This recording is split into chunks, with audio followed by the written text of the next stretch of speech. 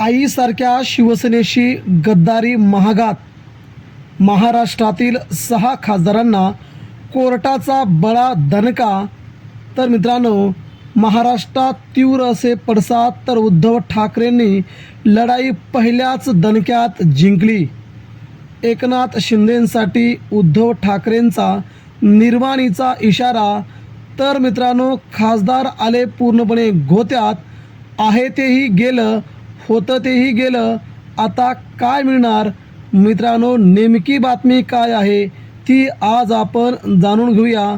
महाराष्ट्राच्या राजकीय इतिहासातील दुसरा काळा दिवस म्हणजे कालचा, ज्यावेळी ठाकरेंच्या या 6 खासदारांनी आपल्या आई समान असणाऱ्या शिवसेनेवरती गद्दारी करत, आपल्या कपाळी गद्दारीचा शिक्का लावत शिवसेना सोडली।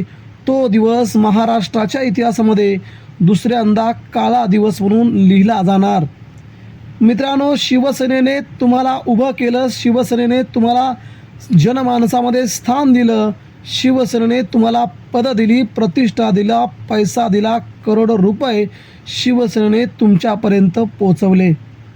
तुमच्या शिवसेनेच्या शिवसेना प्रमुखांच्या एका इशाऱ्यावरती आपण उभं राहिले आणि एका दगडाला शेंदूर फासण्याचं काम सामान्य शिवसैनिकांनी केलं आणि अखेर त्याच शिवसैनिकांचा गळा घोटण्याचं काम या 6 बंडखोरांनी केल्यामुळे महाराष्ट्रात तीव्र संतापाची लाट आता निर्माण झाली आहे। उद्धव ठाकरेंनी तुडवा ऑपरेशन हे आदेश दिल्याच्या नंतर मात्र पोलिसांचं संरक्षण घेऊन हे खासदार महाराष्ट्रात आता फिरणार आहेत। मात्र नियतीचा खेळ वेगळाच असतो।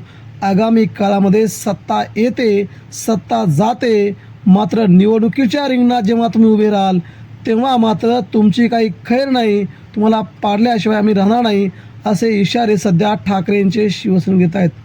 कोर्टातून देखील मोठा दणका बसला। मित्रांनो, कोर्टामध्ये आज उद्धव ठाकरे यांनी आपली बाजू लावून धरण्याचे थेट आव्हान दिले आहे। एकनाथ शिंदेंना आणि त्यांच्या गद्दारी केलेल्या 6 खासदारांना थेट सुप्रीम कोर्टात खेचणार असल्याची सगळ्यात मोठी अपडेट अरविंद सावंत यांनी दिली आहे। यामुळे अरविंद सावंत यांचा हा सगळ्यात मोठा विचार 6 खासदारांना आता मात्र खूप खोलात पाय टाकून देतोय आणि या आमदारांचं, या खासदारांचं आता खासदारकीही जाणार आणि आहे ती खासदारकी गेल्याच्या नंतर पुन्हा महाराष्ट्रात पोट निवडणुका झाल्याच्या नंतर कसे काही निवडून येतात ते सामान्य शिवसैनिक आम्ही बघून घेऊ, असे इशारे थेट विचारले जात आहेत शिवसैनिकांकडून। आज जर सोशल मीडियावरती आपण जर पाहिलं गेलं तर खासदारांची जर एखादी पोस्ट पडली तर त्यांच्या पोस्टवरती सर्वसामान्यांच्या तीव्र संतापाच्या प्रतिक्रिया आहेत। महाराष्ट्रामध्ये या बंडखोर खासदारांच्या अंत्ययात्रा काढल्या जात आहेत, त्यांच्या घरावरती थेट हल्ले करण्याचे प्रयत्न केले जात आहेत। सामान्य शिवसैनिक आता शांत बसणार नसल्याचं संजय राऊत यांनी म्हटलंय। यामुळे खासदार फुटला की आता खासदार तुडवायचा, असा थेट आदेश संजय राऊतांनी आपल्या पत्रकार परिषदेतून दिल्यामुळे खासदारांची मात्र आता प्रचंड मोठी गोची झाली आहे।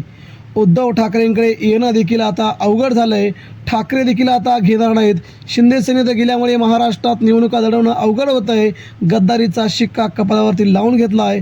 अशा सगळ्या कारणांमुळे खासदार मात्र मोठ्या संकटात सापडल्याची सध्या प्राथमिक चर्चा सुरू झाली आहे।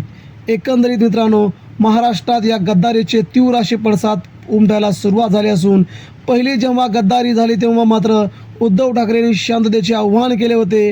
आता मात्र दुसऱ्यांदा गद्दारी झाल्यानंतर शिवसैनिक मात्र सहन करायला तयार नाही।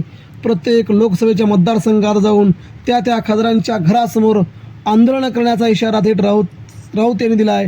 त्यामुळे आगामी काळात स्वरूप खूप मोठं असेल महाराष्ट्रात खासदारांसाठी। पुढील दौरे देखील अवघड असतील।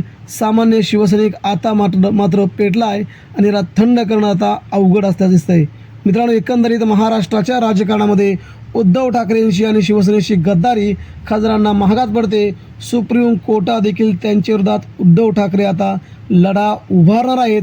त्यामुळे तिथेही जर खासदार गेली तर आपली इकडची देखील खासदारकी जाते। त्यामुळे सध्या आहे तीच खासदारकी जाऊन पुन्हा मात्र घरी बसण्याची वेळ येणार हे मात्र कोणीही नाकारू शकत नाही. प्रतिक्रिया द्या.